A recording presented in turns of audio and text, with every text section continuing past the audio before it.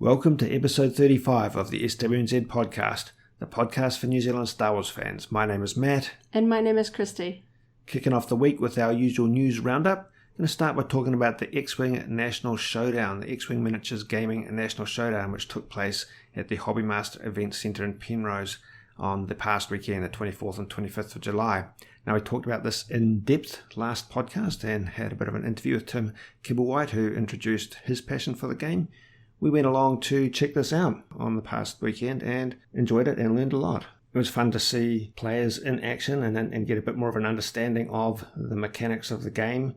You know, the minute-to-minute details of the gameplay made a lot of sense to us. And, you know, as we've mentioned before, it's something we want to embark on and dig a little deeper in. And in fact, last podcast, we posted a number of links to videos that Tim shared with us, and those included some introductory concepts, some introductory videos, and we've taken a bit of a look at those and highly recommend them. There was some really good content, really high production values, and spelled out very clearly what the basics, what the fundamentals of the game were. I had a lot of fun at this event. Obviously, I don't know the finer points of the aspects of the gameplay and sort of battle components, but I really enjoyed seeing passionate fans really getting into a Star Wars game, playing it in a sort of a competitive aspect, and seeing a lot of the miniatures in person. They always look amazing in the online pictures and in photos, but actually getting to appreciate the incredible detail of these miniatures. These aren't just sort of board game pieces. They are high quality replicas that the fans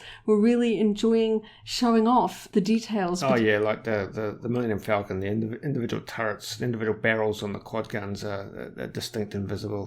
They're very impressive miniatures. And I quite enjoyed the Hobbymaster Event Centre sort of layout.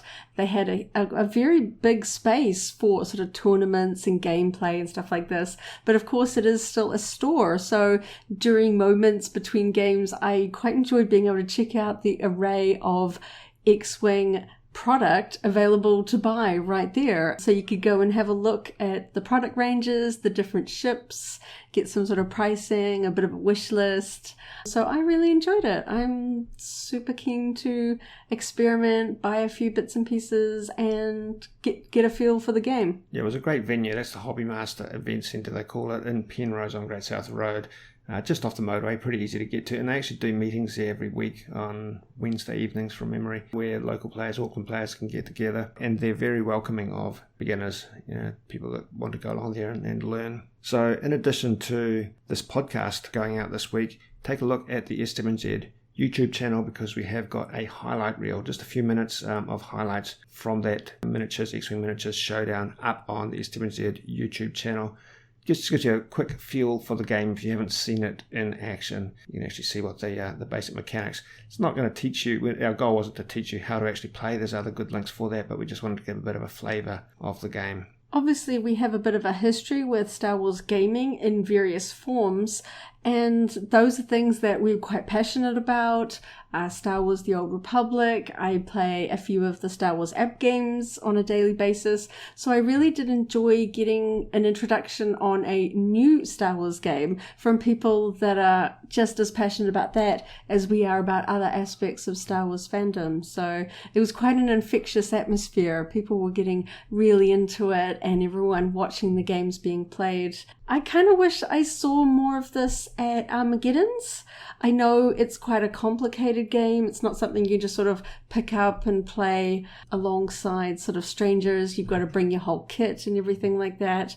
But I did really appreciate the opportunity to get to play, and thank you so much to all the incredible fans that were very welcoming and showing off their kits and their models. It was really neat. Right, another news around the country, the schedule for the Palmerston North Armageddon Expo, which is coming up in a couple of weeks, is now up in terms of the appearances on the main stage in particular. So the Palmerston North Armageddon Expo is taking place at the Central Energy Trust Arena in Palmerston North on August the 14th and 15th, Saturday and Sunday. 2 Star Wars guests that we've talked about in the past, Timothy Omundson at 11 a.m. on Saturday the 14th of August, and Alan Tudyk from Rogue One at 10 a.m. on Sunday the 15th of August. Both will be appearing via teleconference, basically virtual panels on the big screen on the main stage. Both are listed based on their appearance in other shows, but fans will know that both celebrities have a association with Star Wars, so we'll hear Star Wars content if Star Wars questions are asked. And we'll have a bit of a report on that event after that weekend, so stay tuned to the website, and we'll probably mention it in the podcast after the event, but we intend to have a little bit of coverage about how that event went down. We're looking forward to it. The first Armageddon Expo to take place in Palmerston North. Moving on to product announcements and store reports. Last weekend we had quite a few new product announcements to go over because the virtual San Diego Comic-Con event took place over the weekend. Now, we covered a lot of new material, a lot of new products that were revealed during that event, but a couple more have come out since we last spoke on a podcast. In particular, from Gentle Giant, the SDCC exclusive Gentle Giant Darth Vader Deluxe Mini Bust. This is the Star Wars Rebels animated style. He comes with two helmets, one with a cracked visor and one with a intact helmet. I'm not sure on the date for him yet, but he'll be up on the Gentle Giant website and probably available via local retailers. Also from Gentle Giant is the Blue Snaggletooth Mini Bust. This is the 2021 holiday gift exclusive. He comes with a blaster but also a bunch of holiday celebratory type accessories. He's got a wrapped holiday gift, a paper snowflake garland, and he can also be styled with or without his festive holiday hat. This is a fun tradition that Gentle Giant has done for many years, where they do sort of a holiday-themed mini bust that is available to order for people on the Premier Guild, and depending on how popular it is, sometimes it's available later on to others. In the past, some of these mini busts have had holiday theming that was not removable. The one that sticks in my mind is the Padme Amidala Ilum mini bust. She is holding up sort of a garland of holly or mistletoe in her hand, and you can't take it out. It doesn't swap for a blaster. So it's specifically very holiday themed. I like the sort of the fun aspect to it, but I like the ability to swap it out. As a regular character, yeah. Yeah, so I was a little bit disappointed that the Padme one does not have an interchangeable piece to make her as a regular mini bust, because she is a beautiful collectible, but it is fun that they are at least learning from past mistakes and making the modern ones a little bit more palatable all year round. And so the blue Snaggletooth, his blue jumpsuit, obviously refers to the vintage action figure variation that came out back in 1979. So he's intended to be a bit of a fan favourite. He's specifically targeting fans of the vintage action figure in that variation. From Hasbro, not SDCC announcements per se, but revealed in the past week, Hasbro Target exclusive Black Series carbonized collection figures from The Mandalorian, 3 new figures. Now, Target exclusive in the US, we may see them locally via specific retailers, perhaps EB Games or Farmers, as we have seen for other carbonized collections, or even the warehouse. I know some people think that the carbonized variations have run their course, but these are interesting figures in some ways. There's 3 figures. Now, the interesting things are the Paz Vizsla, the Heavy Mandalorian, who was released as a deluxe figure previously, is a figure that's come out, so many of you will already have him just as a standard figure with standard paint apps. The Scout Trooper, however, has not been released as a Mandalorian version by himself. He's only been released as an Amazon exclusive Mandalorian biker scout on speeder bike with Baby Yoda Grogu in the satchel. So this is the first time he's been released as an individual figure, but he is coming in with the carbonized paint apps. And finally, a Shore Trooper, also branded as being from The Mandalorian. This is in fact the same figure, the same paint apps as the 50th anniversary archive version that is floating around recently. The difference being that it's a metallized finish rather than a standard paint finish, but it's the same deco in terms of his paint apps on his arms and pauldron. From New Zealand Mint, we reported on our website that a new Millennium Falcon shaped coin is out. This is legal tender in Niue. It is a 1 ounce silver shaped coin it's been milled into the shape of the Millennium Falcon, just a tiny little Millennium Falcon. It's quite cool. It's got the Millennium Falcon detail on the top, but it's got the effigy of the Queen on the underside, so that's a kind of a unique little product. It's a little more expensive than other 1 ounce silver coins from New Zealand Mint because of the the complexity of the milling required to get this specific shape. So it comes in at about $174 from New Zealand Mint. From Funko, joining the previous releases of Boba Fett, Bosk and IG-88, Forlom is the 4th release in Funko's Bounty Collection Deluxe Pop vinyl figure sets. Now, Boba Fett, we've seen him on the shelves. He comes in a deluxe style box. It's a standard figure with the backdrop and the backdrops joined together, as we said before, to create a bit of a Star Destroyer diorama. So Forlom, IG-88, Bosk, Boba Fett ultimately will have 7 different bounty hunters in that lineup. He's priced a little bit more than a standard pop at $64. This is kind of interesting to watch. I was kind of curious when they first announced Boba Fett whether this was going to be the sort of product that would sell out very quickly, because they knew collectors would know that once you start, you kind of have to grab them all. So you kind of want to lock them in at the pre-order stage so you're not chasing one down on the secondary market if you miss one. But the last time we were out at stores, we did see a number of the Boba Fett Funko Pops just on the shelves. This wasn't particularly selling out, and maybe that price point is just turning people away. For some people, if you've got a niche collection, so you really want a Boba Fett, you really want Bosk, $64 is okay. But if you want the full set, once you buy one, you're kind of committing to quite an expensive set at $64 each. Yeah, I think some people might be waiting to see if these get discounted. Yeah, well, let's be honest. I like the product. I'm not a fan of the price point, because other deluxe figures at that price point generally have come with quite a substantial base or diorama component, or an actual beast, like the Mandalorian riding a blurg, or a Wampa, or a Tauntaun, or there was the Hoth Princess Leia, who in addition to a base had a radar scanning table, so quite significant dioramas. These pieces are really just quite a two-dimensional diorama. They do link together, and that will be quite cool as a finished display, but I'm not quite sure that they can justify the $64, but yeah. I think if they were around $48, like a little bit more than a standard figure, obviously, because it comes with additional plastic components and the packaging is bigger, but $64, for pops that sit on the shelf for a little while, it's not uncommon to find a pop that's not brand new for around the $20 mark. $20, $22. So these are essentially the price of 3. Now, there is not 3 pops worth of tooling and plastic in these. So it has to be a flow-on effect from American pricing, because I don't really think that we would see like an across-the-board gouge like that from local retailers. No. It's got to be coming from Funko themselves. They come in the deluxe sized box, and they call them deluxe. It's there in the title, but and they've just slapped the pricing on it on that basis, as far as I can tell. Anyway, as we say, quite cool products, quite a cool lineup, tempting in some regards, but challenging at that price point. Don't really want to hammer that too much more, but. No, I think a lot of collectors will be waiting to see if these hit sales. It's not uncommon to see the likes of EB Games and things like that doing like buy 2 get 1 free piles of pops that didn't sell at full price.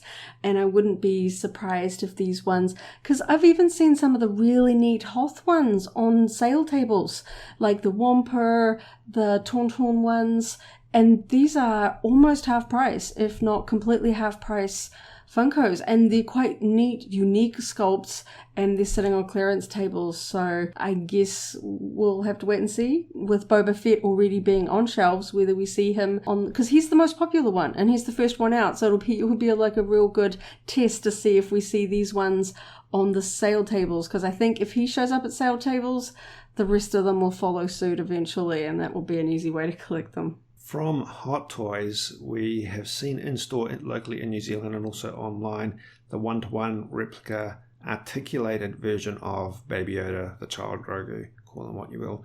So this is a life-size Baby Yoda from Hot Toys. He's got a fully articulated skeleton and some interchangeable components. It's just out. This is the second life-size replica of Baby Yoda, the first one coming through Sideshow as well, but that was a static piece at a cheaper price point. Now, this Hot Toys version is available from a couple of retailers locally. We've particularly seen it at Pop Stop, and it's currently up at Mighty Ape. Usually you can ship this sort of thing in directly from Sideshow Collectibles in the US, but in this particular instance you can't. For some reason it's marked on their website as not being able to ship to New Zealand. You can bring it in from Pop Culture across the ditch in Australia. They will ship it to New Zealand. In each instance, the price is actually fairly similar. It's a little over $800 from each of them, with most of the variation coming in terms of the actual shipping cost. So I think Mighty Ape generally wins out, particularly if you're a Primate member, but there are a couple of retailers, a number of retailers that Kiwis can get this quite cool statue from. 5 new Star Wars Lego sets have shown up at the warehouse. We mentioned all of these a few podcasts back. They are all actually in the country and shipping from retailers right now, or you can find them in store if you're lucky. So we've got the Star Wars Imperial Armored Marauder. This is the heavy version of the Imperial Troop Transport from the Grief Karga episode. That's set number 75311, priced at $63. We've got Star Wars Imperial Light Cruiser. This is Moff Gideon's Imperial Starship, priced at $270. And the Star Wars Bad Batch Attack Shuttle, the Marauder Shuttle, priced at $153. Star Wars Jewel on Mandalore, which features an Ahsoka and a Darth Maul minifigure recreating the battle, their final duel from the Clone Wars, priced at $31, and Boba Fett's Slave One Starship, priced at $81. They're all available currently at the warehouse. We have seen them briefly at other places, but they're currently listed as out of stock at stores like Toyco when I checked just recently. Last week we mentioned the 1/7 scale Ahsoka Tano figure from Kotobukiya Art FX, which is a Clone Wars version, stands about 240 millimeters tall, including the base. This is actually available for pre-order in the country now. Mighty Ape have it out for pre-order for a release in a few months' time. And we just learnt today that there's actually a matching figure, a matching Captain Rex figure that has a joining base that completes a circular base. So these two figures stand back to back. Probably going to expect Captain Rex to be priced at a similar level if you purchase them locally, but interesting to see that they announced Ahsoka first and followed up with Captain Rex. So some people will have actually pre-ordered the Ahsoka Tano figure and have just learned that there is a matching with a joining base Captain Rex figure that they'll want to get as well. So I don't know if that was clever / dubious marketing or just a accidental coincidence. We had a bit of a look physically in a couple of farmers stores just recently and discovered something quite interesting. The LFL 50th anniversary wave, which included Death Star droid, Luke Endor, and the Tuscan Raider, has been available. It's exclusive in the US. It's been available to farmers in New Zealand, but the Tuscan Raider has been a little bit scarce for some reason. We presumed that he has got different sort of packaging numbers per case that ships, but Albany farmers wanted and had over a dozen Tuscan Raiders on the pegs. It was quite an interesting sight to see because he's got the very classic vintage Star Wars logo and double silver chrome racetrack. So seeing this just absolutely en masse on the pegs was quite an interesting sight. But also doubly interesting, as well as that figure showing up en masse, that same store also had an off-world Jawa, the Arvala 7 one, and the Mandalore versions of Darth Maul and Ahsoka. Been available through a number of different online retailers, but we weren't expecting to see it at a department store, but there it was, sitting at a farmer's store. It's also been confirmed at Queensgate and Wellington, those waves of the Mandalore, Ahsoka, and Darth Maul, and that off-world Jawa. So they might not have shown up at all farmers yet, but it's probably worth keeping an eye out if you happen to be after those figures. That Mandalore version of Ahsoka seems to be quite sought after. It has been available through a number of online retailers, but many, Mighty Ape, Toyco even, have sold out. Still listed as a pre-order at EB Games, so if you're really, really after it, you can roll the dice and put a pre-order in through EB Games, but if you're not that desperate, but sort of semi-keen, keep an eye out at your local farmers department store branch. It was really interesting to see just that many of a single figure, which made me wonder whether this is multi-packed in a box with some of the other figures, or whether they're literally shipping whole boxes of it.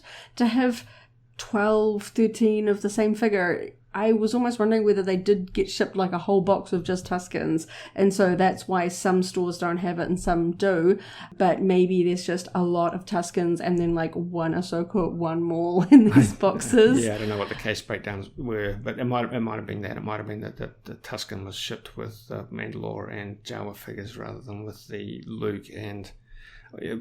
which would be a little bit odd because Tuscans are 50th anniversary and LFL 50th anniversary. Luke, Death Star droid are as well. Yeah, I'm not quite sure how to explain that case installment, but it was quite an interesting sight to see. I did put a picture of it up in the SWNZ Facebook group because it was just such an interesting sight.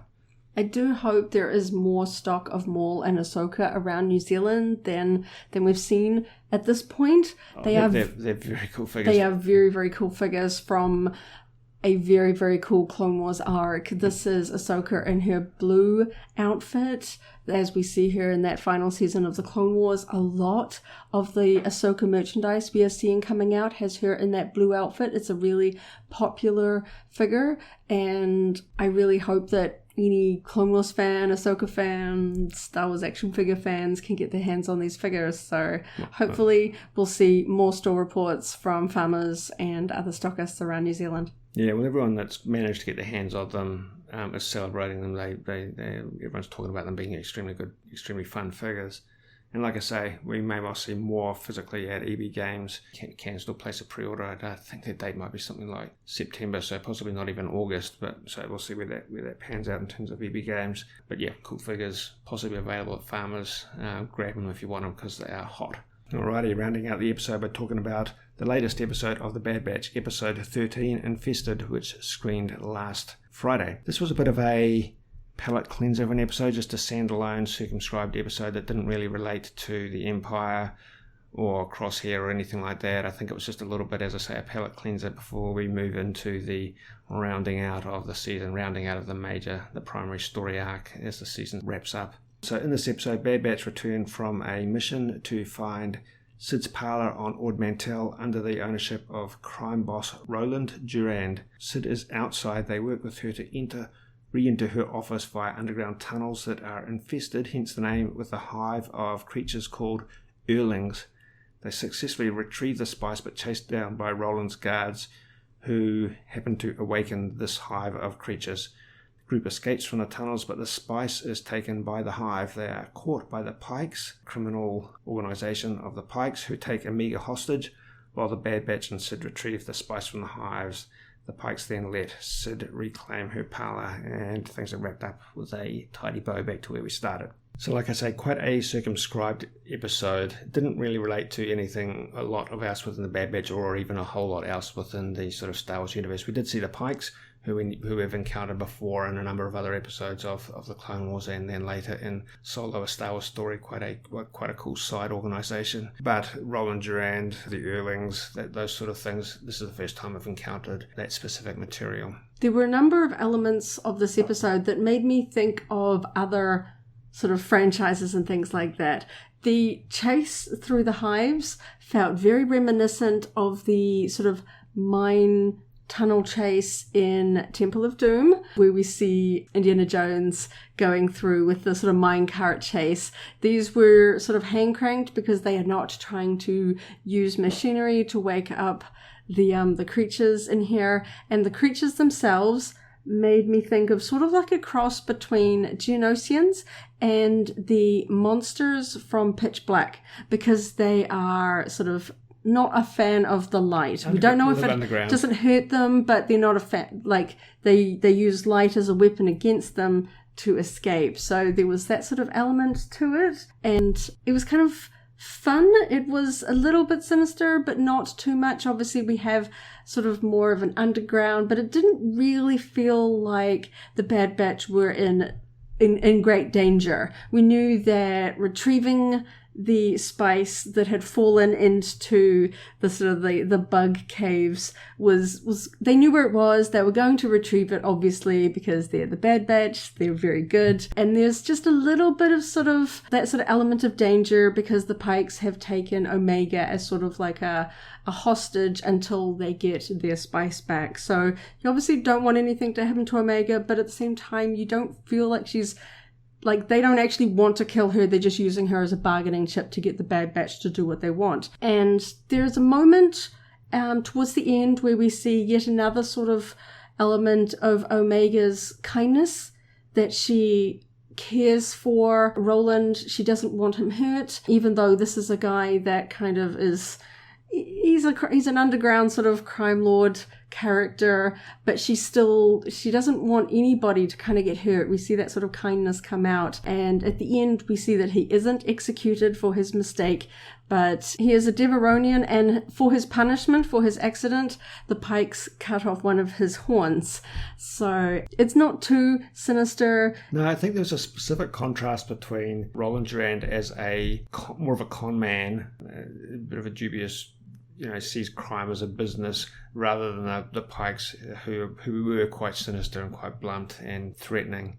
And we've seen Deveronians in other parts of the Star Wars universe who have that sort of con man, smooth talker, swindler type approach. In Star Wars: The Old Republic MMO, of course. Yeah, we hear reference to a parent who is a more sort of high tier sort of gangster in the underworld. So there's an element of he's trying to sort of pull some big moves to kind of climb up the chain, get a bit of a patch of sort of territory for himself, but he's not sort of ruthless to the point. He saw an opportunity and he took it and didn't kind of really think about, things like making sure nobody could steal the spice and things like that. And there was some fun moments with the Bad Batch as always. I saw someone reference when Wrecker drops a torch down into sort of the bug caves that it reminded them of the Mines of Moria scene in Lord of the Rings. So there's that kind of slight comedic, they're acting very, very quietly, trying not to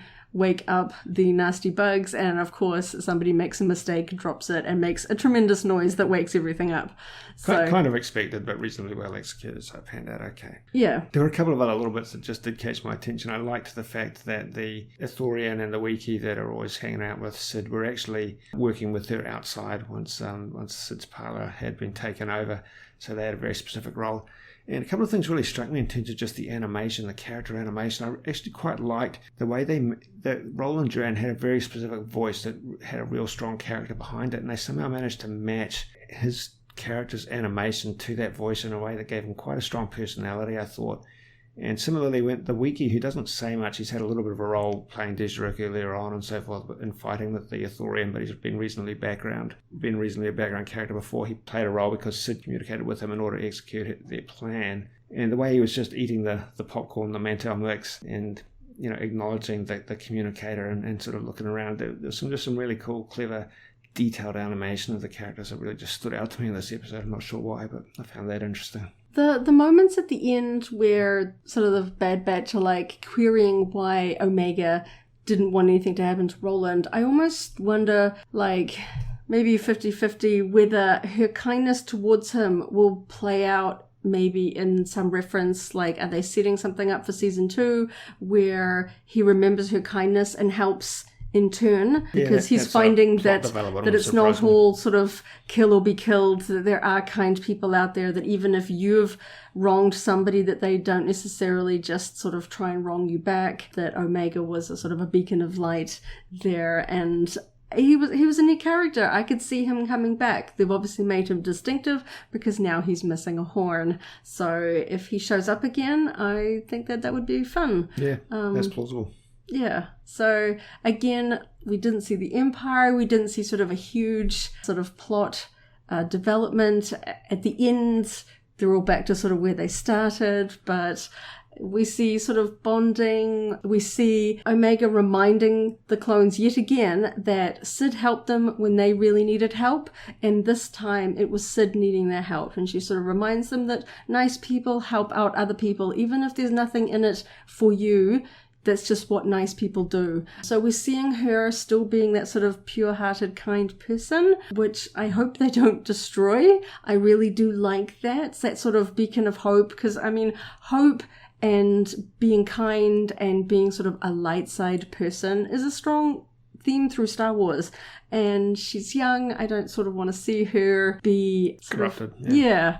Sort of cynical that some of the older clones are, because they've seen war and things like that. So I'm really enjoying the episodes. Even though this one doesn't sort of do a big thing, it doesn't always need to be big, dramatic. I think it was intentionally a moment to catch your breath before we embark on the conclusion of the primary story arc, the primary plot. So yeah, it's circumscribed, bit of a moment to catch our breath and just take a step back from the bigger picture. But I'm pretty certain the fact that everything was wrapped up cleanly and finished where it started means that things are going to get heavy again, and we'll move into the concluding acts of the story. Yeah.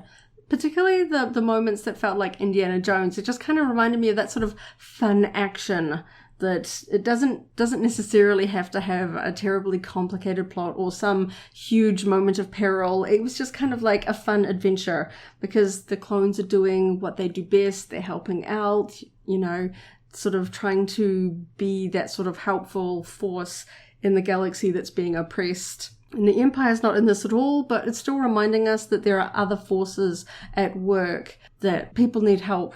Yeah, no, I did like seeing the Pikes just as an alternative adversary. It was cool to bring them in. I think the Underworld, scum and villainy side of Star Wars has a big part, as well as the black and white, good versus evil of the Empires versus the Rebels or the Republic or whatever. I think that Underworld that was really sort of hinted at in the A New Hope Cantina, but solidified in Return of the Jedi with Jabba's palace and Jabba's enclave and role as a crime lord. Scum and villainy has been a big part of Star Wars as well. It does make me sort of wonder whether some of these characters are being sprinkled in here in secret because we might see live action versions of them in the Book of Boba Fett or something like that. Like whether one of these characters that we're sort of seeing as a one-off character like Roland or even the Pikes or something like that we see crop up in the Book of Boba Fett. Or we saw them in Solo. I'd love to see them in live action in Book of Boba Fett. Yeah, because we know that they're much more long because they're bigger and more complex and organisationally complex, that we know that they have a bit more longevity than Jabba's chapter is. So yeah, it's entirely plausible that could happen as well. But on that note, that's about it for this installment. I guess we're done doing talking. Thank you for tuning in. We appreciate you taking your time to listen to us share our passion for Star Wars. Stay tuned to our website, SWNZ.co.nz, for Star Wars news for New Zealanders, and another podcast episode next week and every Friday. And don't forget, you can jump on over to either our Facebook group or the SWNZ message boards to discuss all the latest Star Wars news with other Kiwi fans. Thank you for listening. And may the Force be with you. If you enjoyed today's podcast, go ahead and like the video, check out the SWNZ Podcast playlist for our other episodes, and subscribe for alerts about new episodes. See you next time.